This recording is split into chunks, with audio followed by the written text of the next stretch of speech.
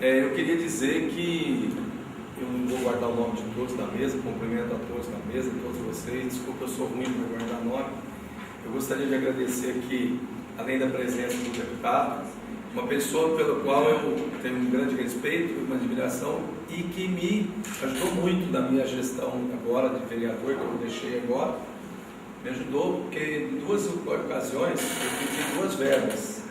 Uma de R$40 mil para o asilo, aqui, e também por 30 mil para o hospital. Prontamente fui atendido, sabe? O hospital, como eu sou médico, né? Sabe?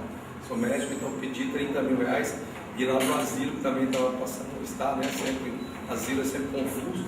E o deputado me arrumou lá uma verba de R$40 mil para o asilo e 30 para o hospital. Então eu agradeço muito.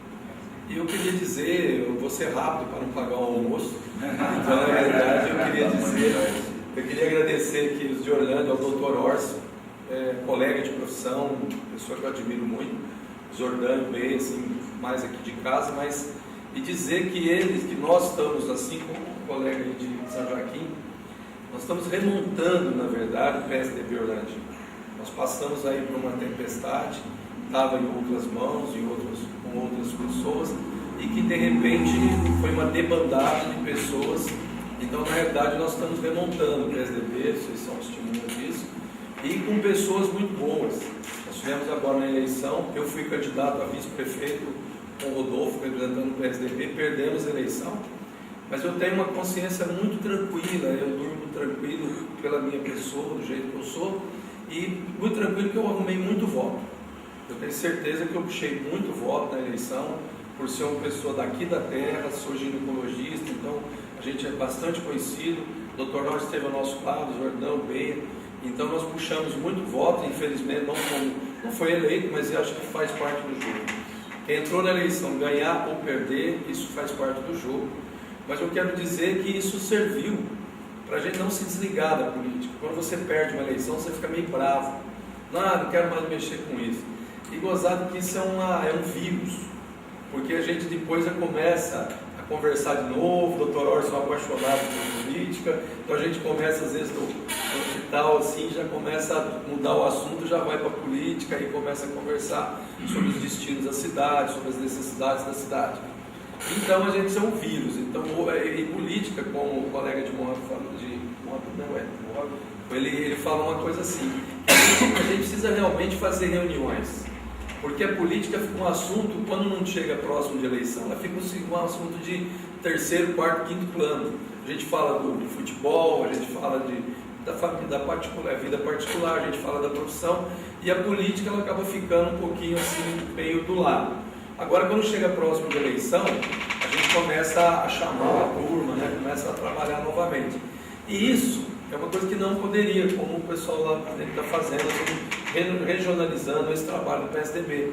Eu acho que isso é necessário para motivar, para ressurgir, e nós em Orlândia estamos aí com nomes excelentes para a gente trazer para o PSDB, para montar um partido forte para próximas eleições.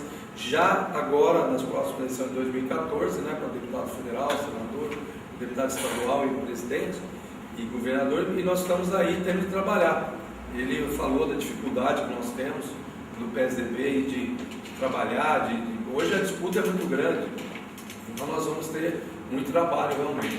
E essas reuniões eu acho que fortalece a memória política, né? A gente está deixando assim, a memória morrer, faz uma reunião, né? Isso eu falo sempre que é igual ao congresso de medicina. A gente às vezes vai estar meio com a profissão parada, meio inerte ali, você vai num congresso, você vê tanta novidade, você volta mais com a bateria carregada para trabalhar melhor e tal. Política é igual. Essas reuniões elas reativam a gente, faz pensar um pouco em política.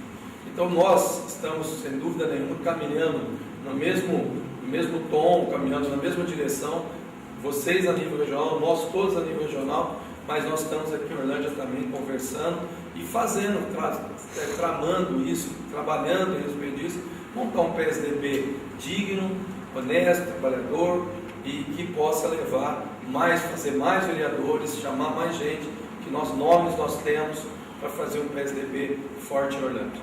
E para que, como disse o colega, um dia virar e dizer, ó, eu ajudei a construir isso. Porque eu acho que a razão de um político honesto é dizer que eu fiz isso para a minha população. Então, muito obrigado, bom dia a todos.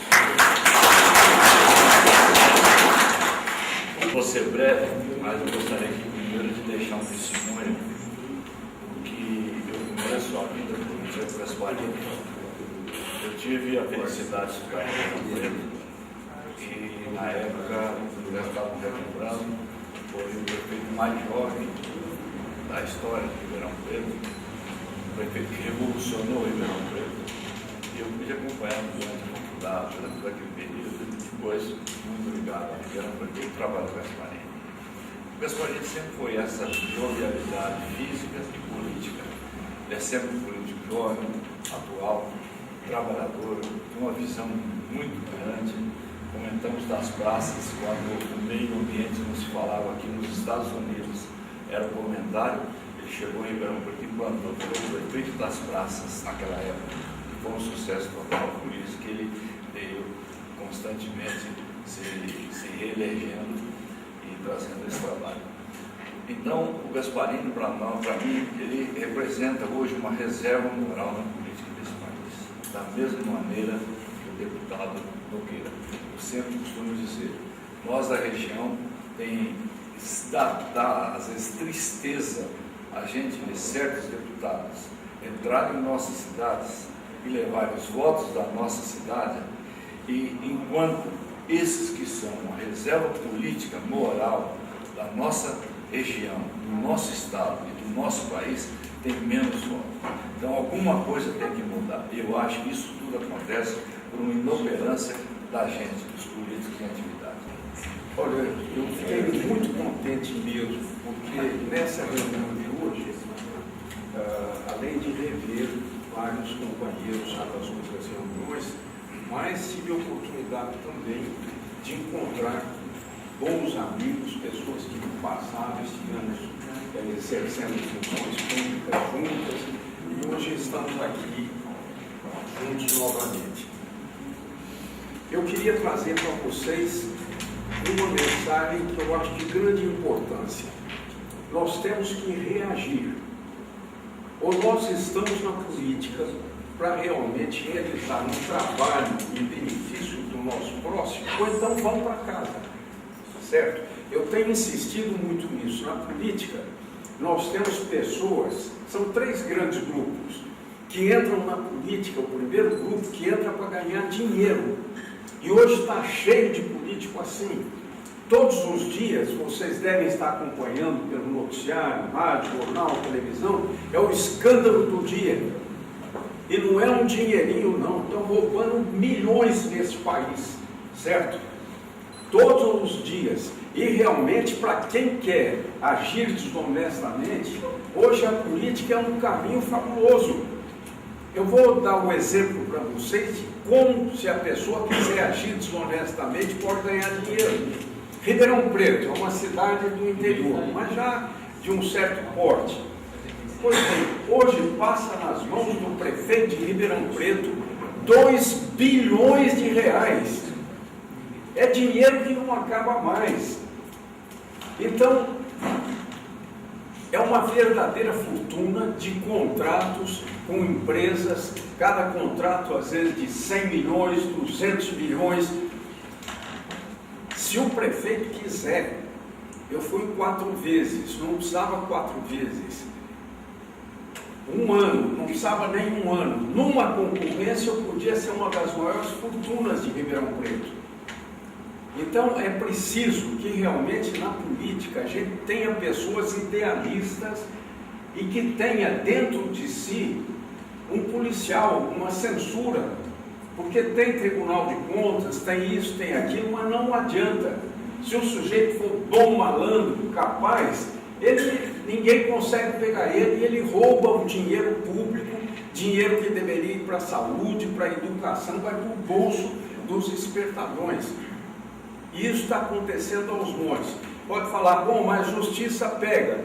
Pega como? Do mensalão, faz 10 anos que houve essa denúncia, agora que está lá no Tribunal, Supremo Tribunal, que talvez tenha uma decisão final.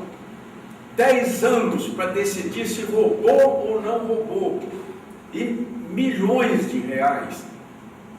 Então, meu Deus do céu, o que acontece hoje no Brasil? E esse é o grande problema.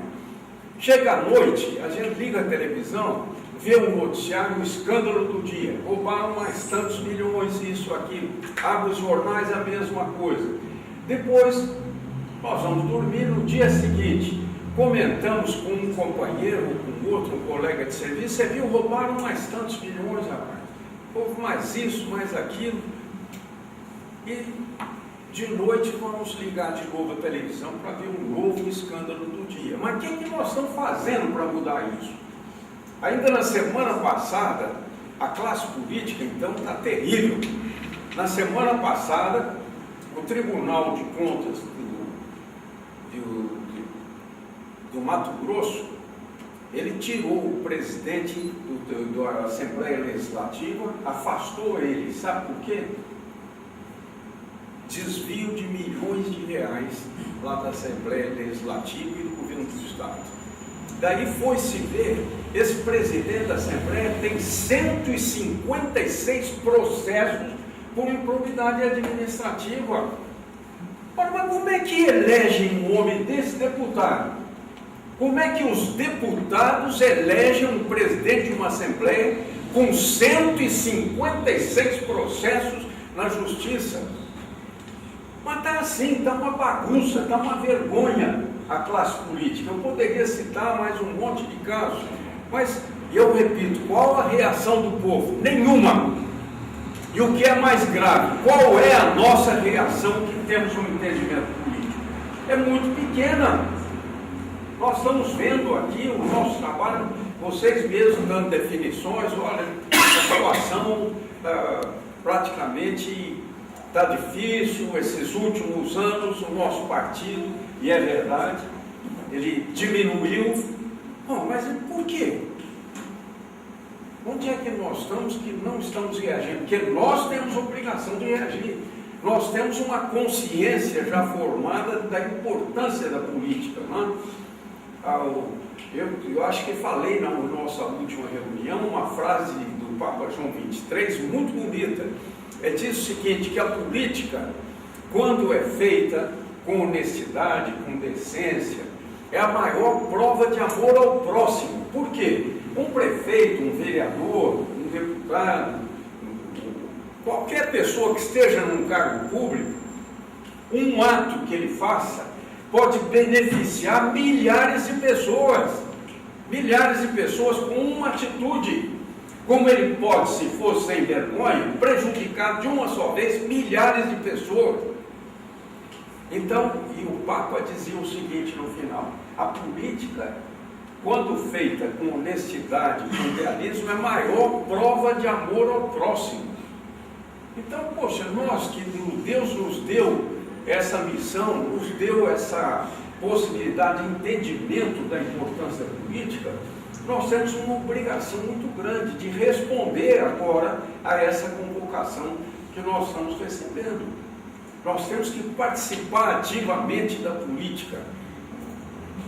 E é isso que eu gostaria de hoje, entre outras coisas, convocá-los com uma reação muito séria, uma reação bem objetiva, ver todos os nossos pontos fracos, corrigi-los e começar a conquistar mais gente para que venha incorporar esse nosso pequeno exército hoje, mas que vai ser grande. E acho que nós temos mensagens para convencer. Tem muita gente boa aí que precisa ser convocada a engrossar as nossas fileiras. E isso vai depender da nossa liderança.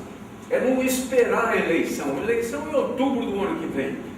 Mas nós que temos um ideal, temos que todos os dias estar trabalhando em cima desse ideal.